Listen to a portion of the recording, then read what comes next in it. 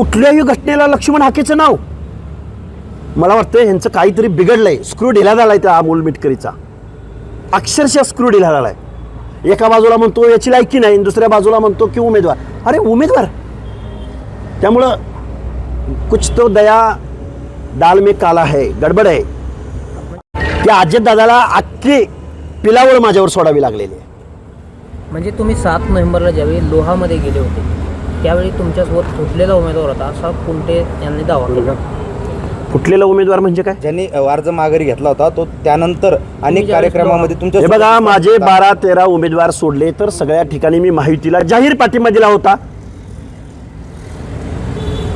मी काय बोलतोय परत एकदा महाराष्ट्रासमोर, माझे 12-13 उमेदवार, अहमदपूरचा उमेदवार, माजलगावचा उमेदवार, गेवराईचा उमेदवार, आमच्या घनसावंगीचे, आमच्या खटकेताई गेवराईचे उमेदवार प्रियंकाताई खेडकर, आमचे भूमपरांड्याचे प्रवीण रणबागुल, तुळजापूरच्या उमेदवार सोनटक्के मॅडम, हे आमचे उमेदवार होते. आम्ही प्रचार करत होतो.